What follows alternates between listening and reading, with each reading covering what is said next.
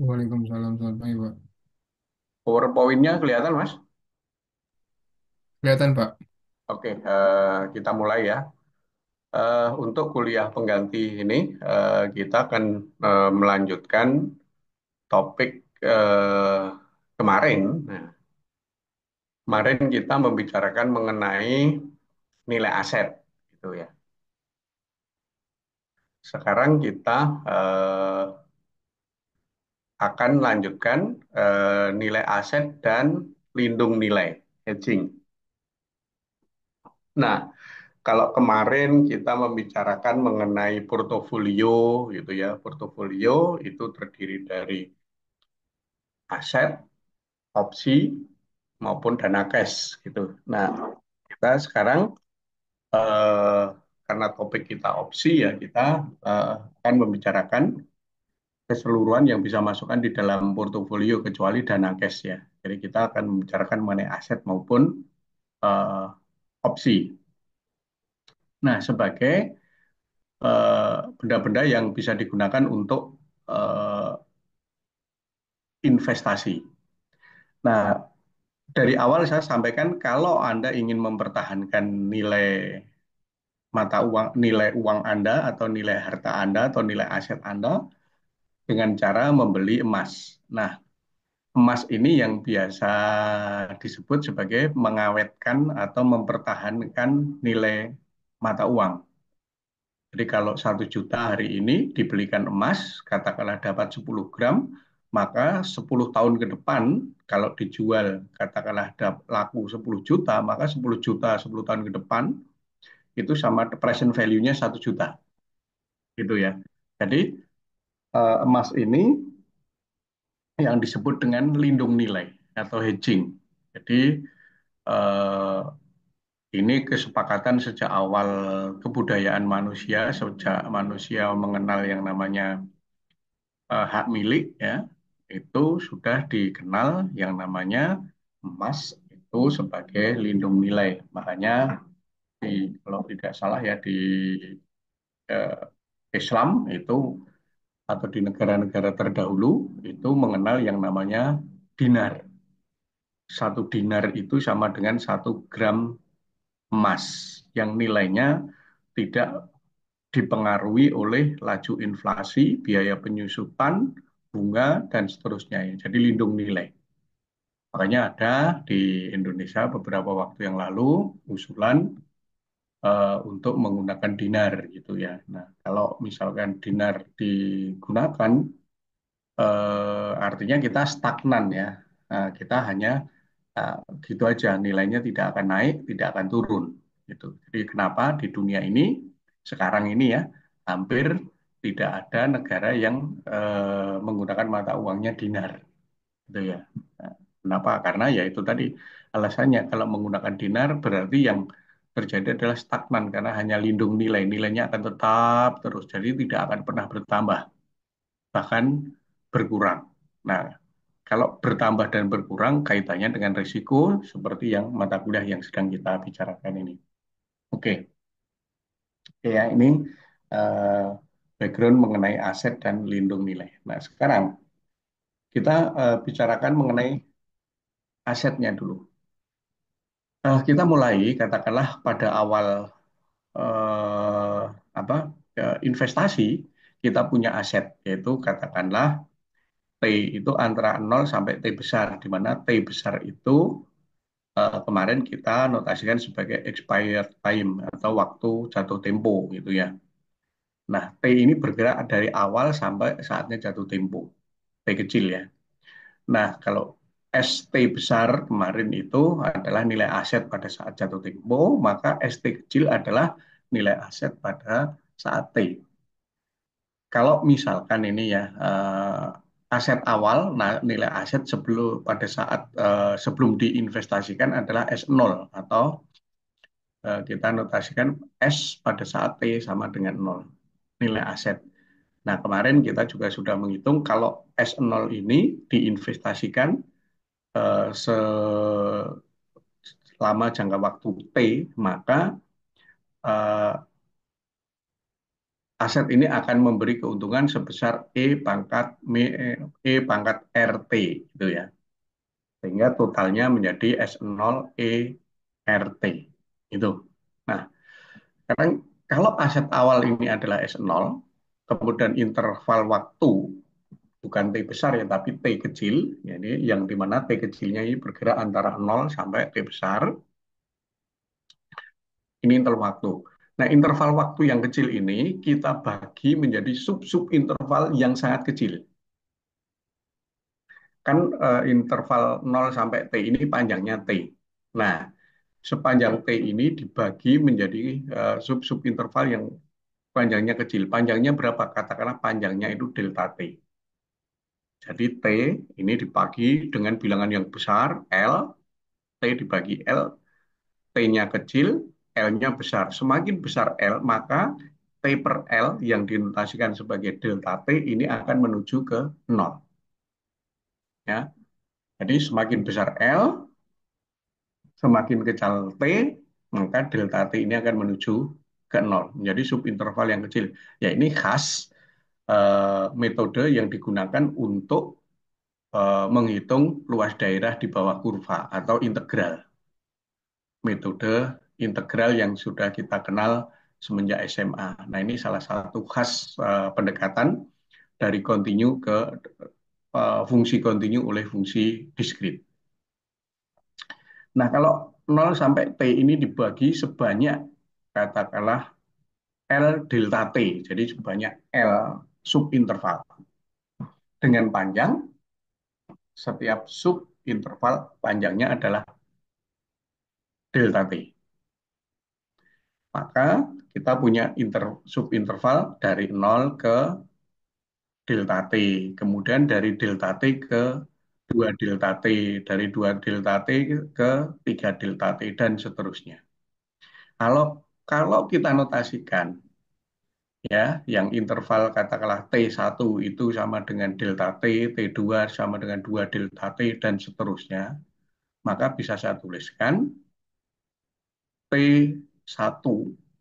T1 itu eh, berapa? Yaitu T0 plus panjangnya interval, berarti T0 plus delta T. Kalau T2 berarti kan T1 ditambah panjangnya interval delta T. Nah, T1 tadi sama dengan T plus delta T. Kalau begitu T2 sama dengan 2 delta T. Dan seterusnya. Nah, sehingga yang terakhir T itu apa ya koordinatnya itu adalah L delta T. L delta T itu sama dengan T. Nah, jadi asetnya kita lihat pada subinterval T1, T2, T3 sampai T. Jadi asetnya adalah ST1, ST2, ST3 sampai ST. Itu nilai asetnya. Nah, sekarang kita lihat pada subinterval terkecil yaitu antara TI-1 sampai TI. I-nya diisi dari 1 sampai ke N. Itu ya. Jadi kita lihat interval TI, oh sorry, bukan TI-1, TI sampai TI plus 1, subintervalnya ya, subinterval TI sampai TI plus 1. Nah, nilai aset itu merupakan selisih nilai pada saat T plus 1 dan nilai pada saat TI. Jadi STI dikurang STI plus 1 dikurangi STI adalah nilai aset pada interval TI sampai TI plus 1.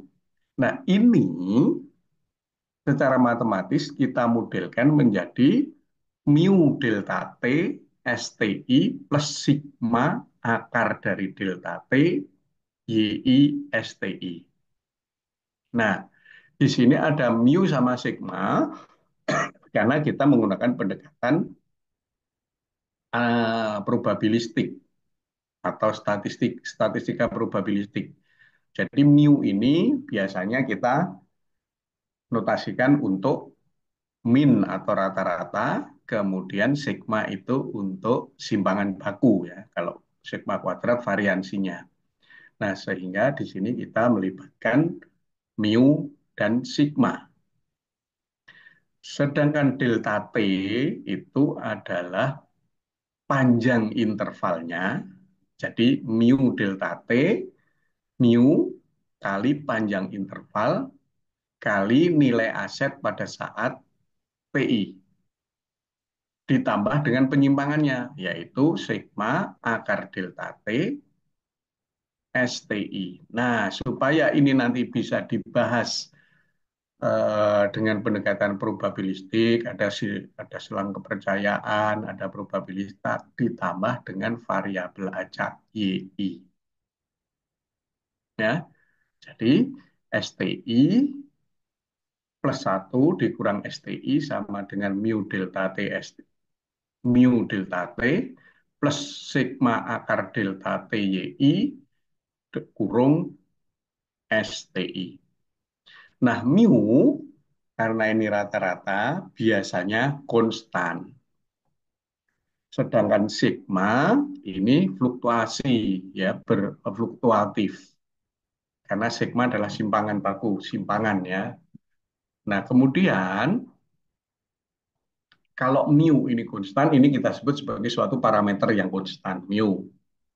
Mu dt, mu kali dt, dt itu tadi panjang interval, jadi mu dt adalah penyimpangan harga aset ke atas. Artinya harga asetnya naik. Ya kok naik? Iya, karena dari STI ke STI plus 1. Jadi untuk melihat harga aset apakah ada perubahan nilai istilahnya meninggi gitu ya. Apakah nilai asetnya meninggi di STI plus 1 dibanding artinya aset STI plus 1 lebih tinggi daripada nilai aset STI.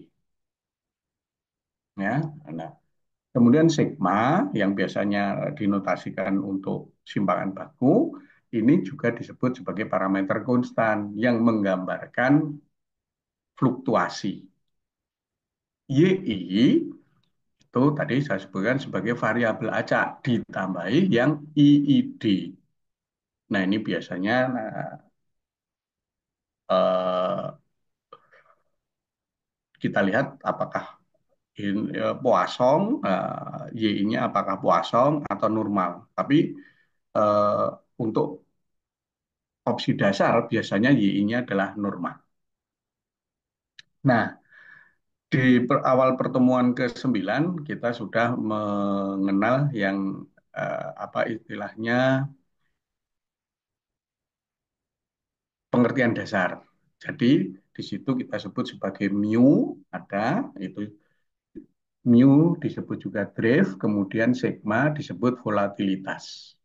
Ya, nah, apa itu volatilitas? Apa mu? Anda lihat lagi di pertemuan ke-9 di slide di sana. Nah, kita punya STI plus 1 itu sama dengan sesuatu dikalikan harga aset.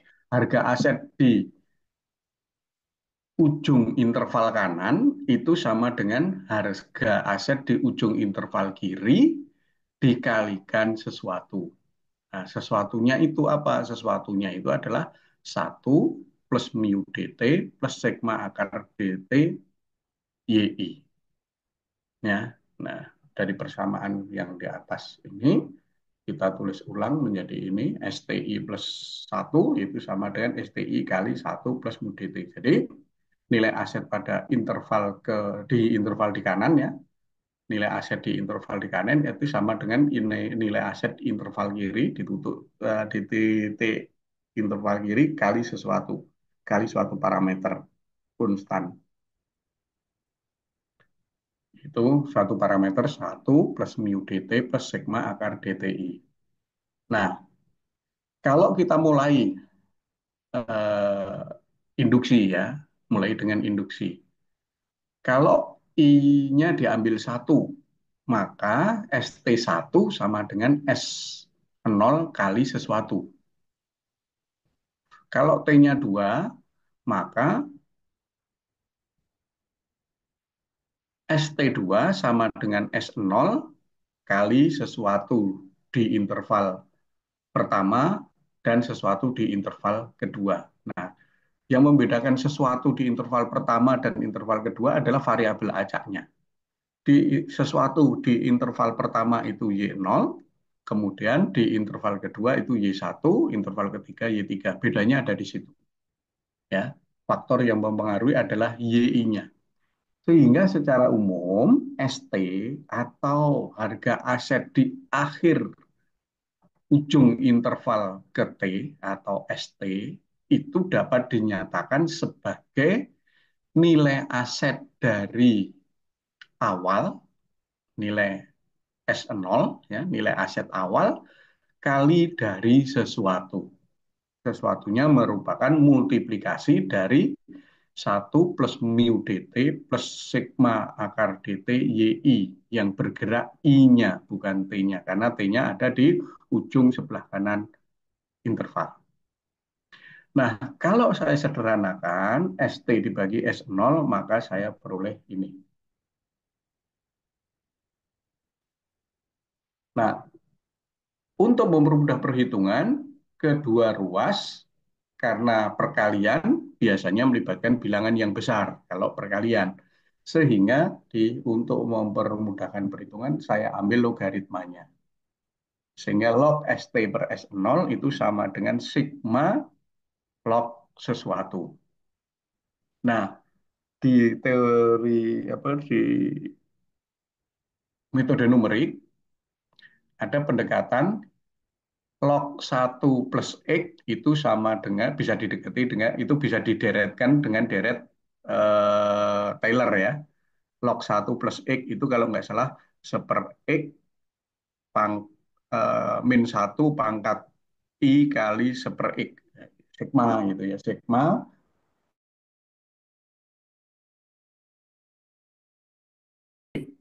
Nah, dengan menggunakan log 1 plus epsilon itu bisa didekati sebagai epsilon dikurang epsilon kuadrat per 2 ditambah epsilon per 3 dikurangi epsilon 4 per 4 dan seterusnya, di mana epsilonnya ini menuju ke nol. Maka log ST ini log ST per S0 ini bisa didekati, bisa diaproksimasi dengan sigma dari 0 sampai L min 1 mu dt plus sigma akar dt yi min setengah sigma kuadrat dt yi kuadrat. Yang depan ini ketika pangkatnya ganjil, yang belakang pangkatnya genap. Itu ya. Karena kan aproksimasi dari log 1 plus tandanya itu ganjil genap tergantung kepada dia suku ganjil atau suku genap. Oke. Nah, sekarang yang belakang, yang mu dt plus sigma akar dt yi min setengah sigma kuadrat dt yi kuadrat, di sini ada variabel acak, yaitu yi dan yi kuadrat. Karena ini variabel acak, kalau yi variabel acak, maka kombinasi dari variabel acak itu juga variabel acak. Nah, sehingga karena variabel acak, tidak salah kalau diambil ekspektasi maupun variansinya. Kalau diambil ekspektasinya menjadi mu dt, karena ini suatu parameter konstan, sigma akar dt parameter konstan, EYI min setengah sigma kuadrat dt, EYI kuadrat. Nah, diasumsikan YI ini inter apa variabel acak tadi, nah variabel acak IID dengan distribusi normal standar, yaitu rata-ratanya 0, simpangan bakunya variansinya 1. Nah, di sini sorry. ya, mu dt yang EYI ini nol, maka sigma akar dt-nya ini menjadi nol karena sigma akar dt kali nol.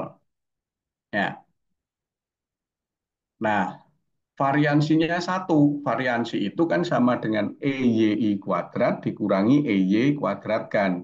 EY itu sama dengan satu. Satu sama dengan EYI kuadrat dikurangi nol kuadrat. Jadi EYI kuadratnya satu. Sehingga ekspektasi dari sesuatu tadi, yaitu ekspektasi dari mu dt plus sigma akar dt y min setengah sigma kuadrat delta t y kuadrat, itu ekspektasinya sama dengan mu dt min setengah sigma kuadrat dt. Ini ekspektasinya. Nah, variansi Y, oh ini yang tadi kita pakai itu ya, EY kuadratnya satu. Oke.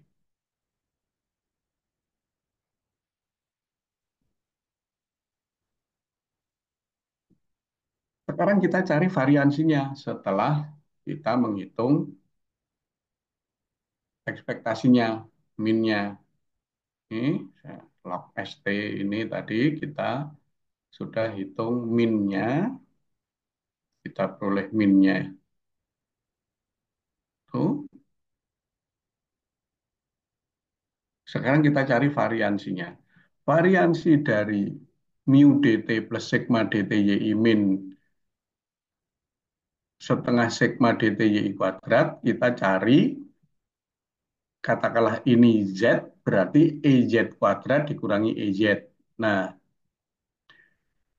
EY kuadrat ini ya, kalau ini Anda kuadratkan ya, Z-nya itu sama dengan mu dt sigma delta TYI min setengah sigma kuadrat dt YI kuadrat. Itu dikuadratkan, maka suku awalnya adalah mu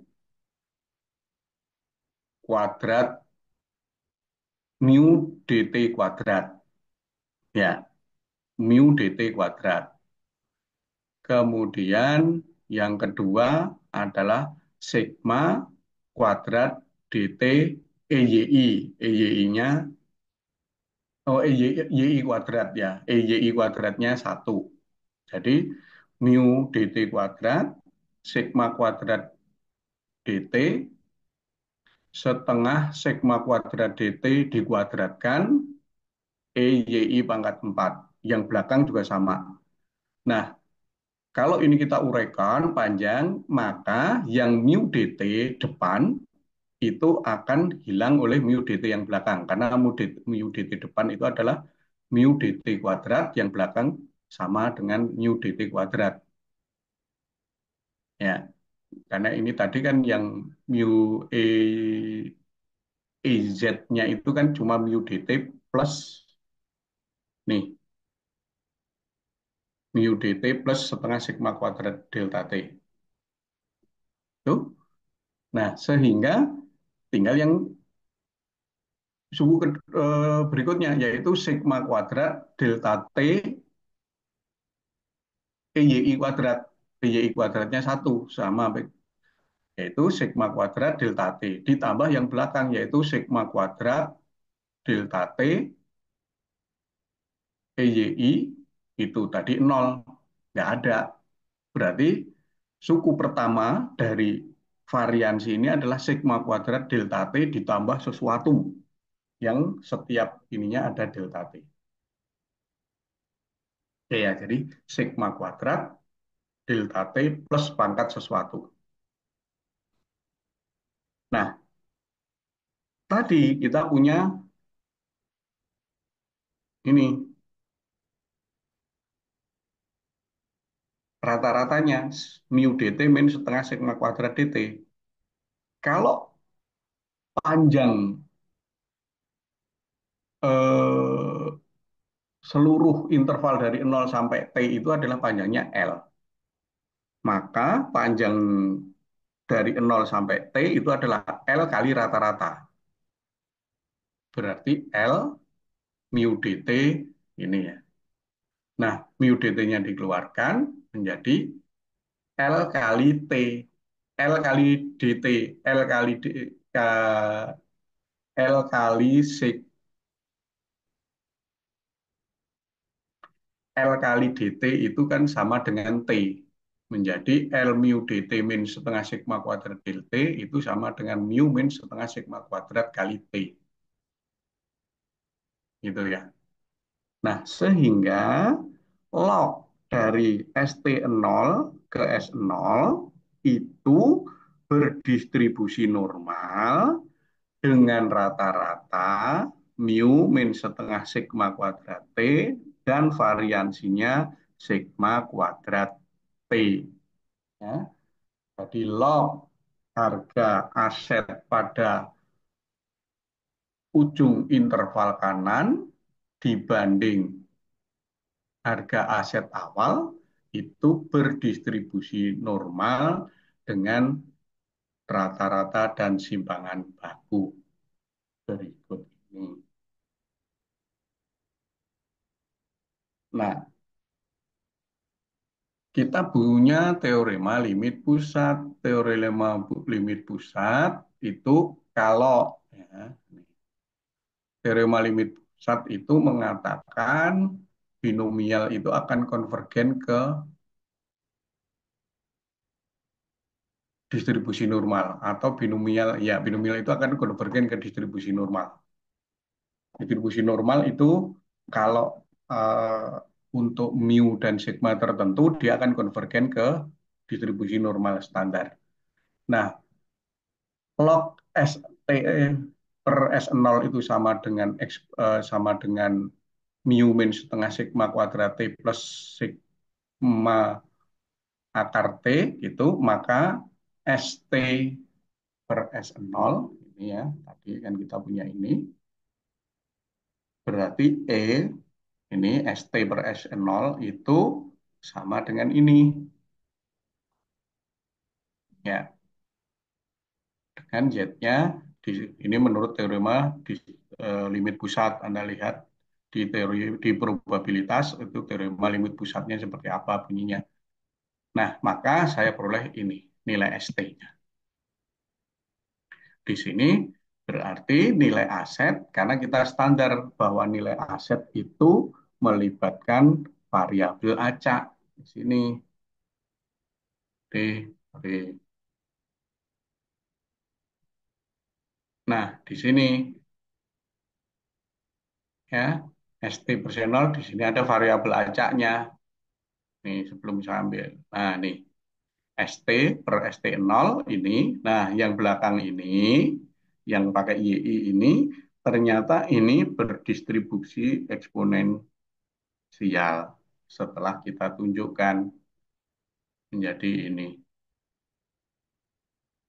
Ya,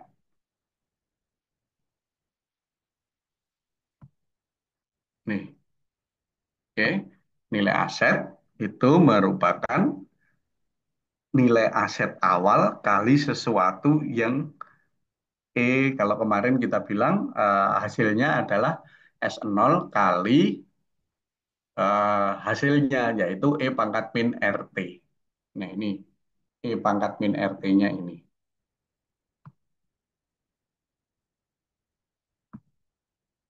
Nah, langkah yang sama kalau dilakukan untuk subinterval, bukan interval 0 sampai T, tapi katakanlah dari interval T2, T3, T3, T4, ya, T1, T2, dan seterusnya. Maka akan diperoleh barisan yang seperti ini. T2 ST1 sama dengan ini, ST3 per ST2 sama dengan ini, dan seterusnya. Nah, karena YI itu IID, maka log ST I plus 1 per STI ini independen dengan log STI plus 2 per STI plus 1. Jadi di setiap subinterval hasil logaritmanya itu saling independen.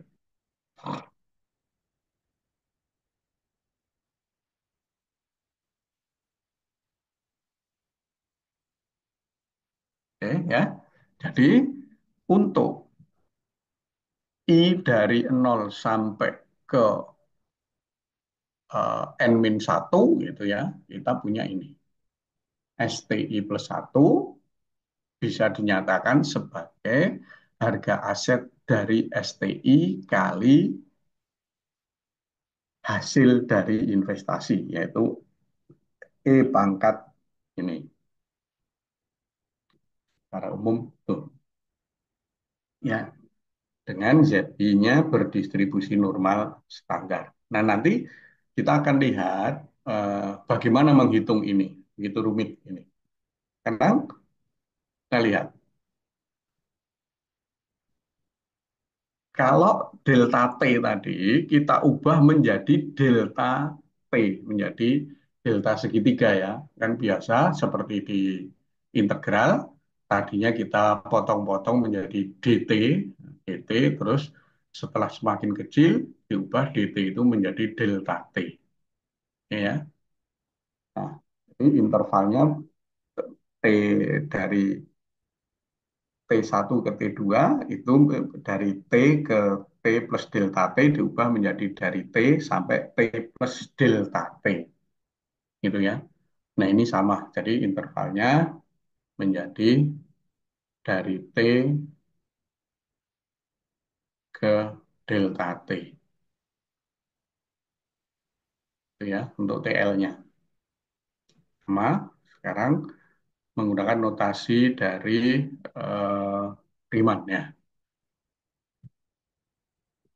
Sehingga selisih aset dari ujung interval kanan dan ujung interval kiri, yaitu STI plus satu dikurangi STI, itu kita notasikan dengan DSI.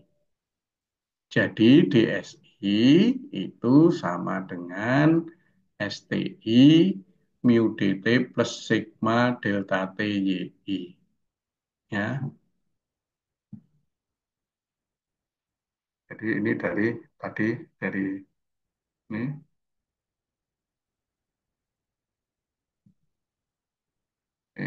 berangkat dari sini.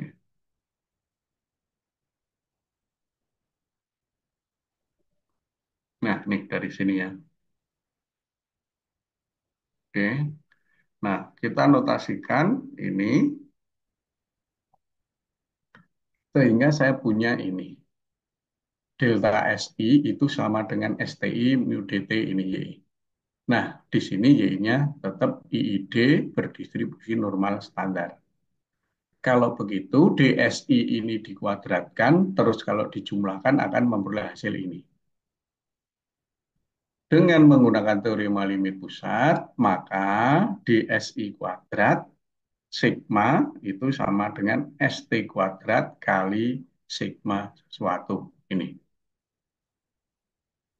Nah, nah, kalau begitu, kalau nih yang belakang ini, yang ini, yang mu kuadrat delta ini ada YI dan ada YI kuadrat.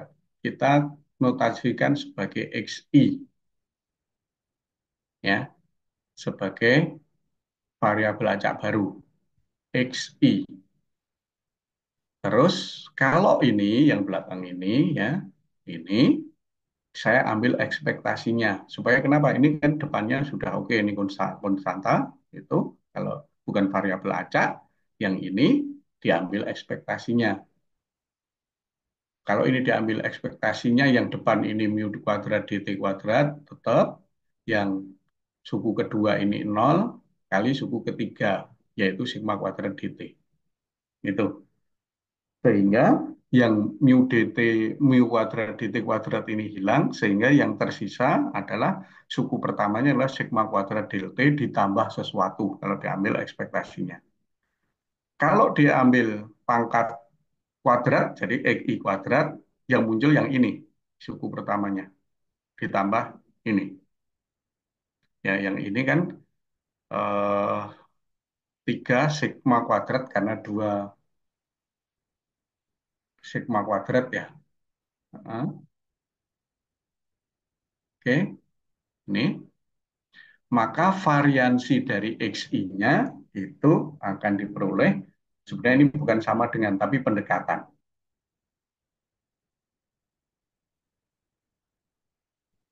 Ya, karena ini hasilnya kan plus segala sesuatu yang di belakang itu. Ini bukan sama dengan, tapi pendekatan. Yaitu 2 sigma kuadrat dt kuadrat.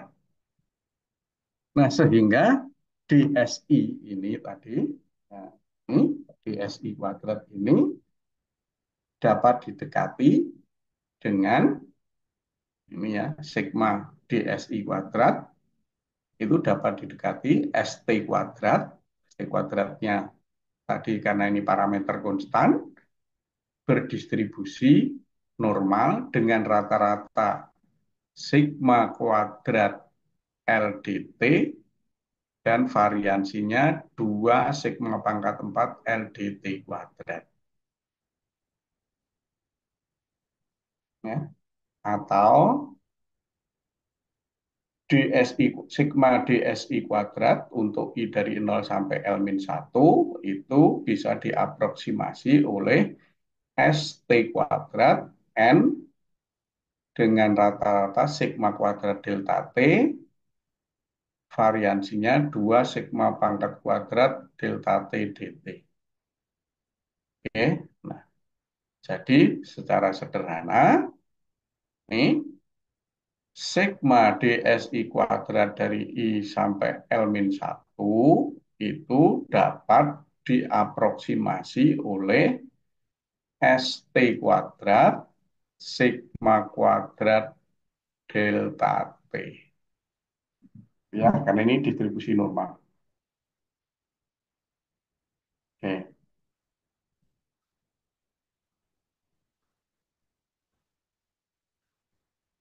Nah, di sini ada hutang yang ini, ya. Hutang saya itu yang mana nih?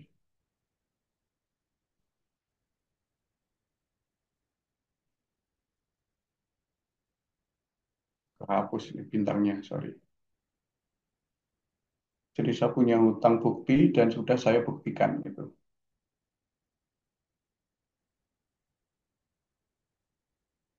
Nah, ini ya, bahwa ini STI dengan STI kuadrat ini. Nah, ini sudah saya buktikan hutangnya. Kok ini sama dengan ini gitu. Ya, nih. Jadi di buku tidak ada buktinya. Jadi di bukti itu suruh ngerjakan itu sudah saya kerjakan. Nih, jadi ini yang sama dengan ini sudah dibuktikan. Nih, oke. Oke, ada pertanyaan mengenai harga aset ini.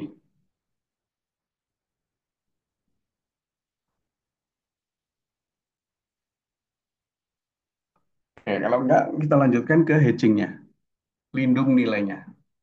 Nah,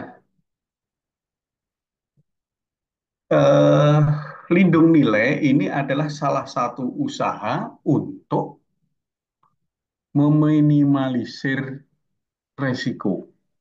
Jadi kalau aset ini, eh, kalau saya punya aset, terus saya belikan emas, maka resiko kerugian hampir tidak ada. Maksudnya hampir tidak ada. Nah, tapi berarti bisa terjadi dong, bisa terjadi. Misalkan begitu kita beli emas, terus orang seluruh dunia itu membeli emas yang ada. Sehingga kita tidak bisa menjual emas. Karena nggak ada yang berniat membeli. Maka ketika kita memerlukan aset kita, kita tidak bisa segera menjual. Ini salah satu yang disebut dengan kerugian. Sama dengan kalau kita berinvestasi properti. Ya, kalau kita investasinya punya tanah dan bangunan, ada risiko mengalami kerugian. Kenapa? Bangunannya rusak, menyusut. Nilainya akan turun bangunannya. Tapi tanahnya akan naik. Nah, kalau kenaikan harga tanah itu sama dengan penurunan nilai bangunan, bisa jadi investasi kita akan tetap nggak berubah, jadi lindung nilai juga, gitu ya. Jadi kalau kita beli rumah beserta tanahnya, gitu ya. Terus kita anggap ini investasi, maka nilai investasi kita ini tidak akan selalu naik, bisa saja ini menjadi stuck.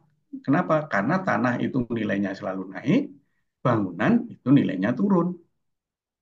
Ya, kalau besarnya penyusutan bangunan ya, nilai penyusutan bangunan itu lebih besar dengan kenaikan nilai tanah, maka kan investasi kita akan konstan. Jadi menjadi lindung nilai. Oke. Nah, kalau di pasar investasi, setelah profesional pengelola investasi atau manajer investasi ini mengelola kepercayaan dari investor untuk mengelola, biasanya dia untuk mengurangi resiko yang bakal terjadi, manajer investasi ini akan mengamankan aset yang harus dia kelolanya. Misalkan ya dengan mengasuransikan. Misalkan dengan nilai aset itu dibelikan sesuatu yang aman. Misalkan belikan sukuk, belikan eh, deposito yang dikeluarkan oleh pemerintah, misalkan kayak gitu. Nah, lindung nilai ini merupakan satu instrumen ya, dia alat tadi untuk meminimalkan resiko. Sehingga kalau terjadi kejadian yang berisiko, kerugian seminimal mungkin.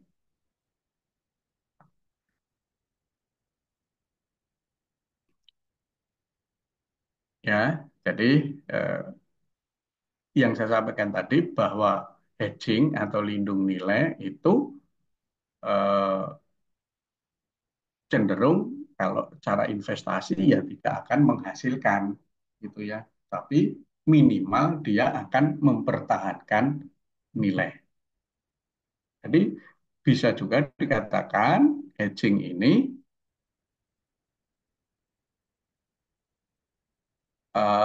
penyeimbang di dalam investasi. Salah satu cara untuk melakukan hedging adalah yang paling populer itu menggunakan instrumen derivatif finansial ya, yang dinilai nilai eh, hedgingnya itu didasarkan kepada harga aset dasar. Contoh begini, kalau seorang investor membeli saham perusahaan, ya, membeli saham. Nah, ketika membeli saham, harapannya nilai saham itu akan naik. Contohnya saya, ya contoh saya membeli saham Seritek sebelum Seritek dinyatakan bangkrut ya. Kan saya berpikir, wah setelah saya beli Seritek ini sahamnya akan naik. Ternyata harapannya tidak terwujud. Justru nilai sahamnya turun. Kalau investor ini diem saja, maka investor akan mengalami kerugian. Maka untuk menyelamatkan agar kerugiannya tidak membesar, investor menggunakan instrumen pengamanan hedging, yaitu dengan cara membeli opsi maupun menjual opsi. Jadi mengamankannya dengan opsi. Karena kalau dengan opsi, harga jualnya, misalkan ya ketika kita membeli, nanti harga jualnya sudah ditulis di situ. Jadi ketika sahamnya turun, ya tidak, saya tidak jual dengan harga pasar, tapi saya jual dengan harga sesuai dengan kontrak. Tapi kalau harganya naik, ya opsinya kita abaikan, kita jual sesuai dengan harga pasar. Maka kita akan untung, ya, punya opsi jual. Jadi pada saat opsi beli, di situ tertulis nanti setelah saya beli, maka nanti akan saya jual dengan harga segini. Nah, maka saya mengamankan aset kita. Nah, hedging itu lindung nilai. Secara umum, secara umum kan value of money-nya tetap. Jadi ada kelemahannya. Kelemahannya apa? Ya kita tidak bisa memperoleh keuntungan. Sama seperti tadi yang di awal saya bilang, kalau kita beli emas, terus nilai emasnya naik, tampak permukaan nilainya naik, tapi kan value of money-nya tetap. Jadi kita kalau kita jual pun kita sebenarnya nggak memperoleh keuntungan, tuh ya. Jadi itu salah satu kelemahan dari hedging. Jadi kita kehilangan kesempatan untuk memperoleh uh, keuntungan. Nah, misalkan yang contoh yang paling relevan itu kalau Bitcoin ya. Apakah sekarang Bitcoin ini masih menarik atau tidak itu, tapi kelihatannya masih menarik karena nyatanya Indonesia eh, memperoleh pendapatan pajak dari Bitcoin itu sampai 2 triliun. Berarti di Indonesia ada yang diam-diam berinvestasi Bitcoin juga gitu ya. Karena pemerintah Indonesia memperoleh pajak per Bitcoin ini sekitar 2 triliun rupiah gitu ya. Nah, contohnya kalau investor Bitcoin membeli aset angkanya 500 juta, terus dilakukan lindung nilai dalam bentuk put, opsi jual sebesar 450 gitu ya. Jadi bisa nggak hedgingnya kalau belinya 500, hedgingnya 500? Ya biasanya pasar nggak mau. Pasar kan juga apa, manajer hedging kan juga ingin mencari untung juga gitu ya. Tidak ada orang yang masuk di dalam dunia perdagangan tidak mencari untung gitu ya. Makanya oke, hedgingnya 450 juta. Jadi kalau gitu ya, kalau harga aset yang tadinya dia beli 500 juta tiba-tiba turun menjadi 400 juta karena strategi hedging, dia tetap hanya merugi 50, nggak rugi 100. Kalau tanpa hedging, dia akan rugi 100. Dari 500 menjadi 400. Ya, maka dia akan rugi 100. Tapi kalau dengan hedging, dari 500 ke 450, dia ruginya hanya 50. Jadi kerugiannya lebih kecil daripada kalau tidak pakai hedging. Nah, kerugian itu keuntungan ya. Kerugian tapi keuntungan. Kerugian tapi yang menguntungkan. Apa? Untungnya apa? Rugi 50, masih untung ruginya cuma 50. Enggak, rugi 100. Nah, kalau misalkan yang aset 500 itu tiba-tiba harganya naik dan kita hedging ke 450. Nah, di opsi kan tertulis harga jualnya 450, maka tidak bisa kita menjual dengan harga 500. Maka kita rugi. Ruginya apa? Kehilangan kesempatan memperoleh keuntungan. Nah, ini salah satu yang di opsi ya. Kalau kita hanya membeli satu opsi, makanya opsi itu kalau bisa ya opsi jual dan opsi beli.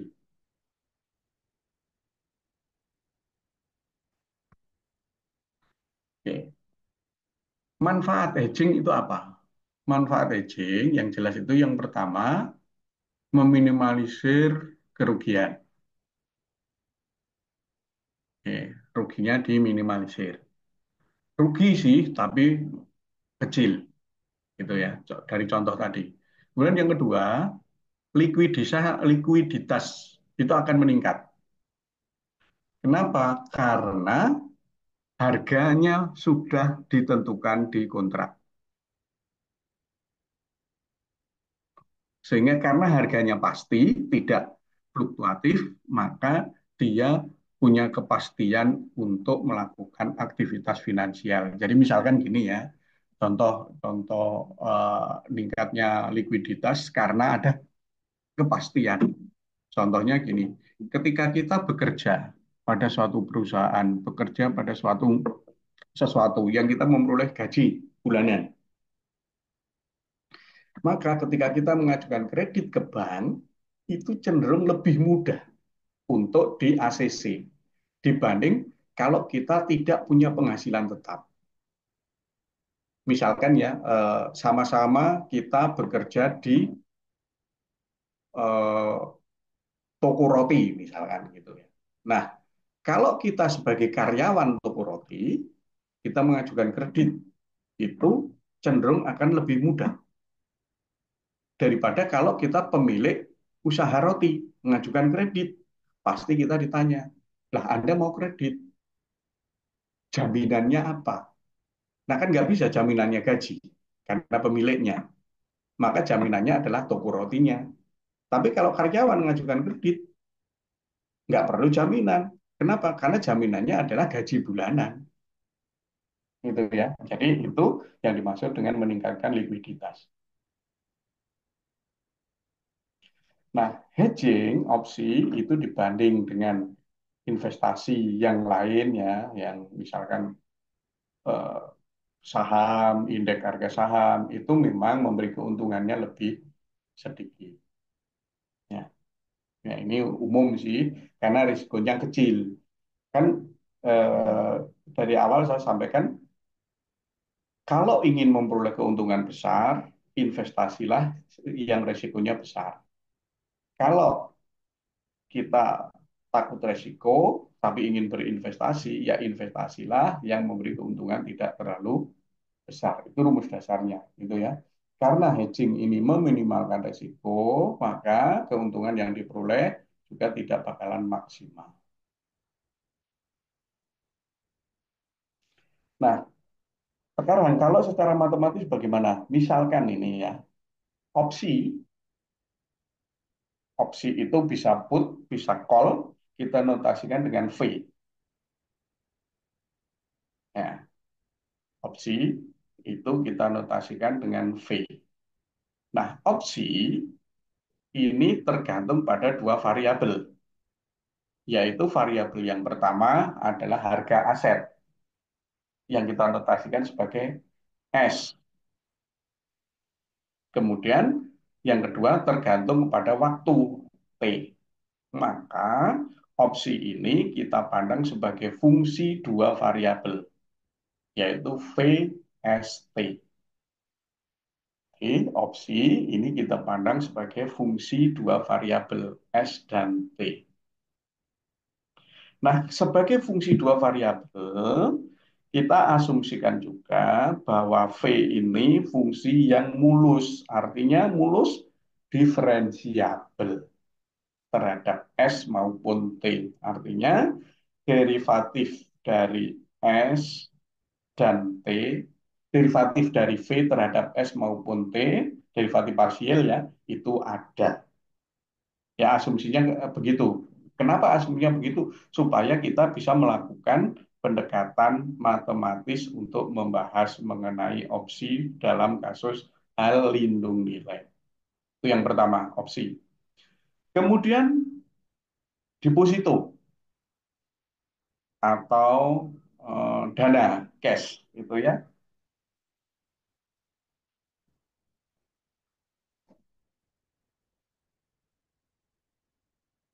Deposito kita notasikan sebagai D. Oke. Kalau harga aset itu S, maka banyaknya aset kita notasikan dengan A. Ya. Harga aset itu S, banyaknya aset dengan A. Maka harga, maaf, maka D maupun A juga merupakan fungsi dari harga aset dan T. Deposito, karena untuk deposito kita harus punya aset. Asetnya apa? Cash. Berapa nilai kas? Harganya ditanya. Kemudian ke banyaknya aset. Banyaknya aset itu mempengaruhi harga. harganya apa? S. Jadi harga aset. Jadi D dan A merupakan fungsi dari S dan T. Jadi D itu DST, A AST.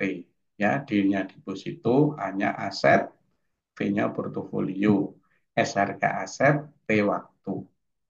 Sama ya, kita asumsikan D dan A ini fungsi mulus, derivatifnya ada. Nah, kombinasi antara deposito dan aset, deposito dan aset ini kita sebut portofolio.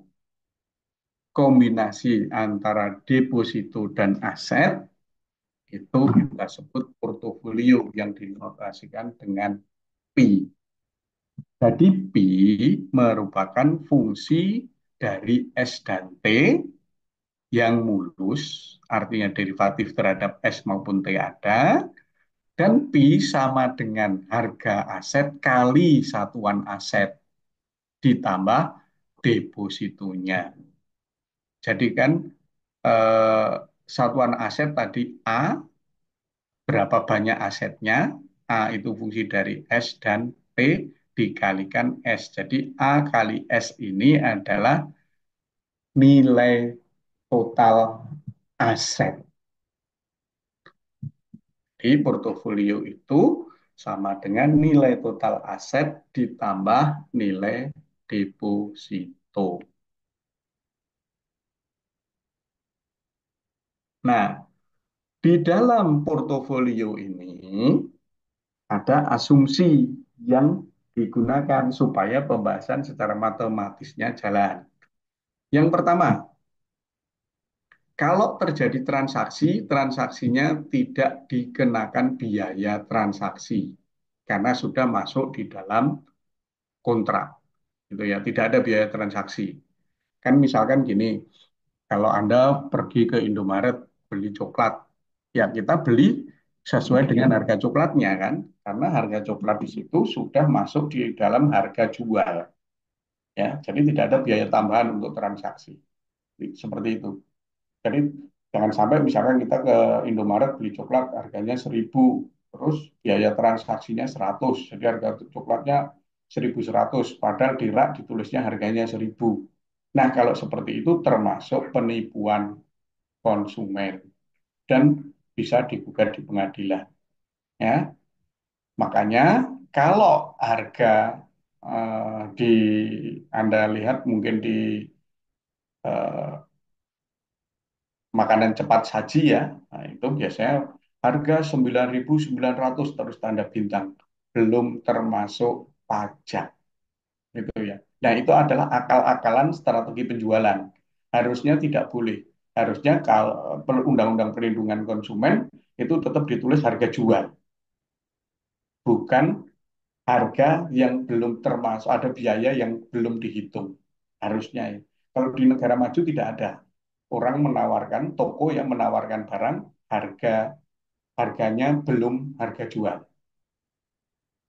Ya, kalau di Indonesia, ya namanya kita dengan eh, negara yang masih berkembang, itu rakyat masih banyak dibohongi oleh orang yang pintar, yaitu dengan cara seperti itu tadi. Harga cuma 9.000, hanya 999 rupiah, terus tanda bintang, belum termasuk pajak penjualan. Harusnya nggak boleh gitu. Nah, setelah tidak ada biaya transaksi, yang kedua, aset itu bisa dijual dan dibeli itu ukurannya sembarang. Tidak harus, oh aset harus dijual satu lot. Katakanlah saya punya tanah 100 meter persegi, ya harus dibeli 100 meter persegi. Nggak boleh dibeli 10 meter persegi. Oh, nggak boleh misalnya. Nah, nggak. Di dalam portofolio ini diasumsikan kita bisa membeli aset berapapun ukurannya. Kemudian yang berikutnya, usaha memperoleh keuntungan dengan melakukan short selling, dijual dengan harapan buyback, nggak boleh. Ya, ini tidak masuk karena kalau ini masuk eh, mungkin secara teori akan jauh lebih rumit karena pakai ukuran waktu yang sangat kecil. Kemudian yang kedua, kalau misalkan ini selama masa portofolio ini tidak ada pembagian dividen, ya. Jadi keuntungannya belum nggak dilakukan pembagian karena kalau kita portofolionya 100, nah terus ada pembagian dividen nggak jadi 100, nah, nggak kita hindari supaya ini portofolionya tetap untuk jangka waktu pembahasan kita, ya. Jadi tidak ada pembayaran dividen. Jadi yang namanya keuntungan murni keuntungan. Kemudian yang kelima, interest rate itu dianggap konstan. Bunganya konstan untuk jangka waktu berlakunya portofolio ini. Nah, kemudian trading maupun opsi itu masih diperkenankan, tapi jangka waktunya kontinu, bukan discrete. Kalau discrete 3 bulan, 6 bulan, 9 bulan, nah sebelum 3 bulan nggak boleh ini. Ya. Jadi boleh dilakukan dengan jangka waktu kontinu, jadi bisa setiap saat. Oke. Nah, notasi yang akan kita gunakan ini, Pi itu sebagai fungsi dari P, ST. V itu sebagai fungsi dari S dan T. PI, PI itu harga portofolio yang tergantung pada harga aset maupun opsi yang tergantung kepada harga aset. Jadi, sorry, PI portofolio yang tergantung pada harga aset.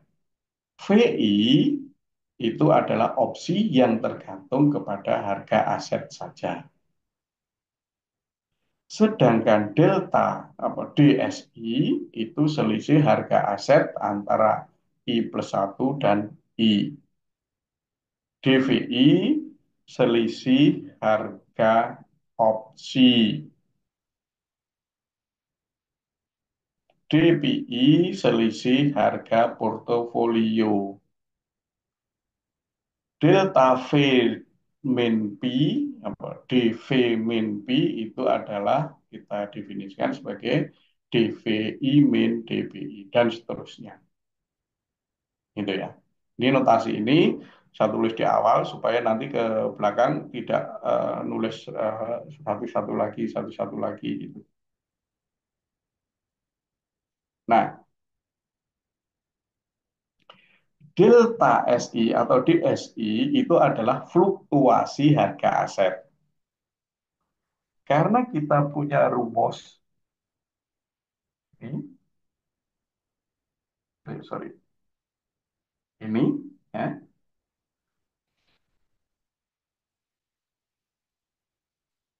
Kalau harga aset S-nya berfluktuasi, maka portofolionya juga berfluktuasi. Karena harga aset itu mempengaruhi deposito maupun satuan aset. Ya. Jadi fluktuasi harga aset menyebabkan perubahan dari ini ASI. Karena kan tadi untuk aset itu adalah jumlah harga aset dikalikan jumlah total harga aset ya. Jadi fluktuasi harga aset berpengaruh terhadap jumlah total harga aset, yaitu AISI. Berapa besarnya ini? AIDSI. Bunga itu berpengaruh pada deposito, yaitu bunga selisih bunga pada saat TI plus satu, selisih deposito pada saat TI plus satu dan pada saat I. Nah, besarnya berapa? RDT delta I. Sehingga PI, perubahan portofolio yang dipengaruhi oleh harga aset, I, DPI, ini, ya, perubahan selisih ya, selisih portofolio di interval I sampai I+1 itu sama dengan ini.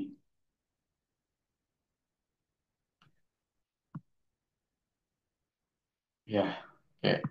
V itu fungsi mulus, maka derivatif terhadap S maupun T-nya ada. Karena ada, maka bisa kita mendekati DVI itu dengan deret Taylor seperti ini. Sehingga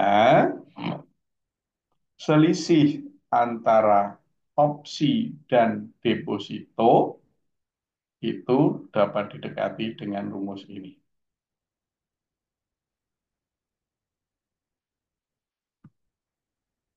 Oke? Nah, sehingga kalau AI itu DVI per DS, maka kita peroleh rumus ini. Ini yang menjadi rumus dasar kita untuk nanti membahas mengenai portofolio ini. Ya, jadi selisih sesaat antara aset dan aset, opsi dan portofolio ini. Ya, D V ini opsi, B portofolio. Jadi selisih pada interval I ke I+1 antara opsi dan portofolio itu didekati sebagai derivatif dari apa bukan derivatif, selisih opsi dikurangi dengan selisih dari deposito dikalikan delta T ditambah ini. Oke, saya kira itu. Ada yang ditanyakan?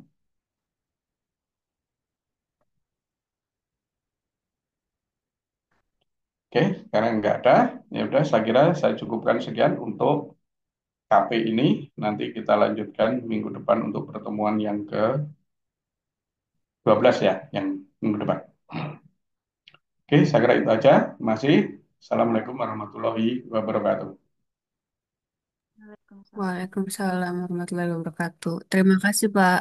Ya, sama-sama, Salif ya.